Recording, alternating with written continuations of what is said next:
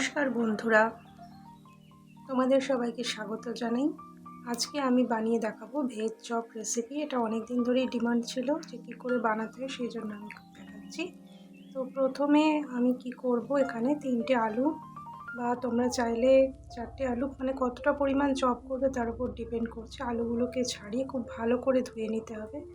তার সাথে নিয়ে নিয়েছি বিট আর গাজর আর অল্প ক্যাপসিকাম। এই দেখো আলুগুলোকে মাঝখান থেকে এভাবে কেটে নিয়ে আমি সেদ্ধ করে নেব প্রেশার কুকারে। নুন দিয়ে সেদ্ধ করে নেবে। এবারে আমি একটা কড়া নিয়ে নিচ্ছি, তার মধ্যে দিয়ে দিচ্ছি 2 টেবিল চামচ পরিমাণ সর্ষের তেল। আর তার মধ্যে এই অল্পখানি গরম মশলা ফোড়ন দিয়ে দিচ্ছি, এলাচ আর দারচিনি।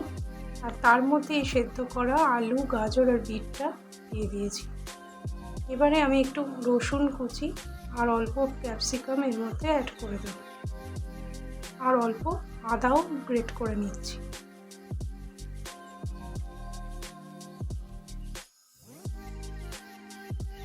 এটাও সেই স্ম্যাশ করা সমস্ত সবজির মধ্যে অ্যাড করে দিলাম। দেওয়ার পর খুব ভালো করে এটাকে নেড়ে চেড়ে নিতে হবে। এবার দিয়ে দিচ্ছি নুন, সামান্য হলুদ গুঁড়ো তোমরা দিতে পারো। নুনটা আন্দাজ মতন দিতে হবে, কতটা পরিমাণ আলু সেদ্ধ, গাজর এবং বিট সেদ্ধ নেওয়া হয়েছে তার উপর নির্ভর করবে। এবারে দিয়ে দিচ্ছি একটুখানি কাশ্মীরি লঙ্কা গুঁড়ো, তোমরা চাইলে এমনি লঙ্কা গুঁড়ো ইউজ করতে পারো। এবারে এটাকে খুব ভালো করে আরেকবার নেড়ে নিতে হবে। আর অল্প আমি এর মধ্যে ভাজা মশলা অ্যাড করে দিয়েছি। ভাজা মশলা কী করে তৈরি করতে আগের ভিডিওতেও আমি বলে দিয়েছিলাম। শুকনো খোলার মধ্যে গোটা জিরে, গোটা ধনে, শুকনো লঙ্কা, মৌরি এসব শুকনোভাবে নেড়ে নিয়ে মিক্সারে পিষে নিতে হবে।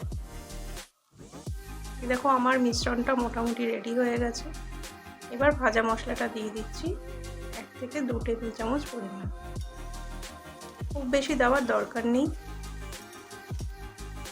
এবার এই সবটাকেই খুব ভালো করে আমরা নেড়ে নেব। চাইলে রান্নাটা সর্ষের তেলেও তোমরা করতে পারো বা সাদা তেলেও করতে পারো। আর অল্প চিনি আমি অ্যাড করে দিলাম, খুব বেশি দেওয়ার প্রয়োজন নেই।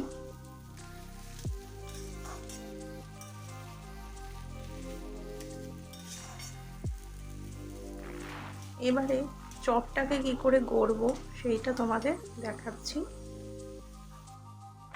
এবারে একটা বাটিতে 2 টেবিল চামচ পরিমাণ কর্নফ্লাওয়ার নিয়েছি, আর তার মধ্যে আমি মিশিয়ে নেব অল্প পরিমাণ জল দিয়ে খুব ভালো করে এটাকে ফেটিয়ে নেব।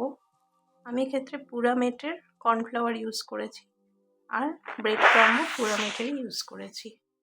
এবারে দেখো সেই সবজি সেদ্ধ যেটা আমি কড়াইতে বানিয়ে নিয়েছি সেটাকে এইভাবে লম্বা লম্বা বা তোমরা গোল গোল করে গড়ে নিতে পারো। তারপর কর্নফ্লাওয়ারে ডুবিয়ে ব্রেড ক্রাম্বের মধ্যে এভাবে একবার ঘুরিয়ে নিতে হবে, তাহলেই দেখো চপটা রেডি হয়ে যাচ্ছে।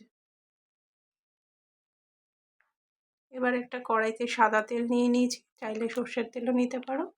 নিয়ে তার মধ্যে এভাবে চপগুলোকে এপিট ওপিট লাল লাল করে ভেজে নিয়ে নামিয়ে নিতে হবে।